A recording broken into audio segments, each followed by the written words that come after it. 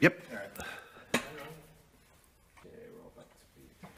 My name is Liam Cunningham, and I play Sir Davos Seaworth, the Onion Knight. Sir Davos and his long-term relationship with Mr. Stannis Baratheon all began about 17 years before the start of what we see in Season 2. Sir Davos was a smuggler. There was a siege, and Davos came in with his boat of onions, and he also had peas and meat and various stuff, and basically saved the day. But Stannis being Stannis, because I was a criminal, justice needed to be done. So he punished me, and the way he punished me was he cut off 4 of my fingers. However, because I'd saved the day, he also took me under his wing and made me a knight. In the ancient books, it's written that a warrior will draw a burning sword from the fire. The first time you see us is on the beach with the vile red woman, Melisandre. She is more or less anointing Stannis and telling him that he is the prince that was promised. Stannis Baratheon, warrior of light. Your sword awaits you. And Stannis is quite disgruntled because Robert, having died, next in line to the throne is Stannis, and he's basically being disregarded. He wants what's rightfully his. The Lannisters are the true enemy. If for the time being you could make peace with your brother. I'll not make peace with Renly while he calls himself king. They'll bend the knee or I'll destroy them. There's a vying for power, hence the Game of Thrones. Stannis does not need to beg this lord or that lord for support. The Lord of Light stands behind him. And how many ships has the Lord of Light got in his fleet? The relationship with Melisandre and Davos is strained, to say the least. In a bizarre way, they're both aiming for the same thing. They just have 2 different directions they're coming from. At the beginning of 7, one of the things that the audience has been waiting for a hell of a long time was the old fire and ice coming together. And the pair of us walk in to see this powerful woman who has 3 atomic bombs. They are dragons. Tyrion approaches Davos and requests him to give him some assistance getting into King's Landing, which, if we remember, Davos's hometown. Last time I was here, I killed my father with a crossbow. Last time I was here, you killed my son with wildfire. When he slides Tyrion in to have a chat with Jaime, he has a little wand around his hood, but he's there for a specific reason. Wasn't sure I'd find you. And he finds one Gendry Baratheon. He don't want to be there anymore. He wants to join the gang. In the beginning, when it was home to Valerian the Dread, it must have been the most dangerous place in the world.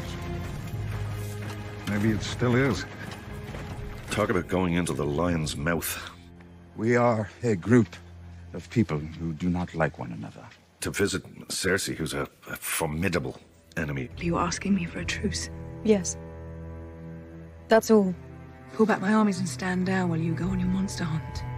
For everybody to meet and to discuss this threat in the middle of this Colosseum, it lends itself to some pretty darn good drama. We have something to show you. Cersei needed some persuasion that she has to join the fight or we're all finished. Hence the box.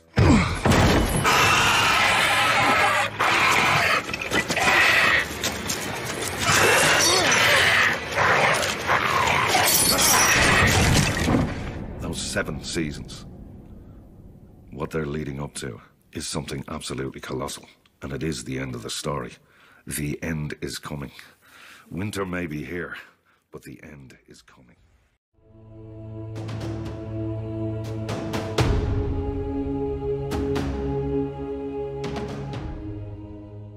Hey everyone, it's Fentony. I've had a request to do the Davos Seaworth promo video. I still have Samuel Tarly to do, and that should be the last one. We've also got the exact premiere date for the final season to be announced later today, so make sure you subscribe and ring the little bell to get that video first. So Liam Cunningham recaps season 2 to 7. Remember, Davos was not actually in the first season. Davos first appears in the first episode of season 2. Melisandre's burning the statues of the 7 on the beach at Dragonstone. Liam describes Melisandre as the vile red woman. He describes their relationship as strained, to say the least. They're actually aiming for the same thing, but from different directions. Davos' relationship with Melisandre is extremely important in the past and the future. They both served Stannis. They never saw eye to eye, but they wanted to put him on the Iron Throne. Davos was extremely close with Stannis' daughter, Shireen, and obviously Melisandre burnt Shireen alive in order to create a sacrifice that would clear the snow and allow Stannis to march to Winterfell. After the Battle of the Bastards, Davos actually confronts Melisandre. He asks Jon if he can personally execute her for murder, but Jon actually spares Melisandre, but he banishes her from the north. Well, obviously Melisandre is gonna come back up to the north, likely during the episode 3 battle against the Night King. We last saw Melisandre in season 7 episode 3 when she told Varys that she's leaving for Volantis, but she will return as both her and Varys have to die in Westeros.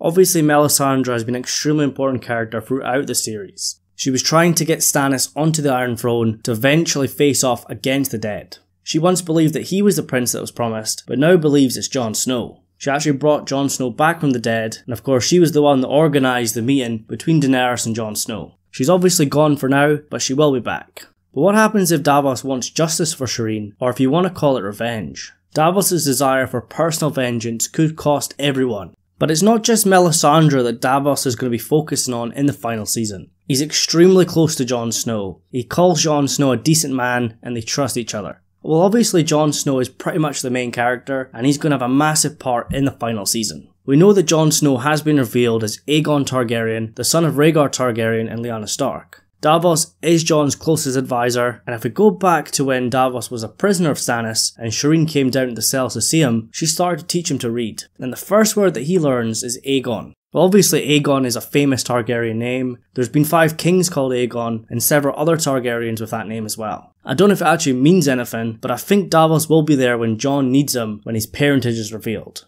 Davos helped Jon get through the fact that he's been brought back from the dead, and I think he's going to help him with his parentage. We all know that Jon's going to be vital to the defeat of the Night King, however it happens. Jon's going to have a lot of personal issues to deal with, but he has to be ready for the Night King, and I think Davos will help him. And also Gendry as well. Davos is a father figure to him. Davos saved Gendry from Melisandre and Stannis. He saw himself in Gendry, both flea bottom boys. Obviously Gendry was Robert Baratheon's bastard, and there are theories that Daenerys is going to make Gendry a legitimate Baratheon. I have seen a lot of people say that after the War for the Dawn, Davos might be Jon's Hand of the King, Gendry's Hand of the King, or even an advisor. But like Liam does say, the dead are coming. 7 seasons leading up to this. It's going to be colossal in size, the end is coming. A lot of characters' fate in season 8 seems a bit obvious, but I think Davos is one of them characters that's not obvious at all. Obviously he's got relationships with Jon and Gendry, and also issues with Melisandre. But apart from that, what's he going to be doing? And I don't know if he's going to live or die. But if he does die, it's going to be hard to watch. Davos is an extremely popular character, one of the few decent people in Game of Thrones.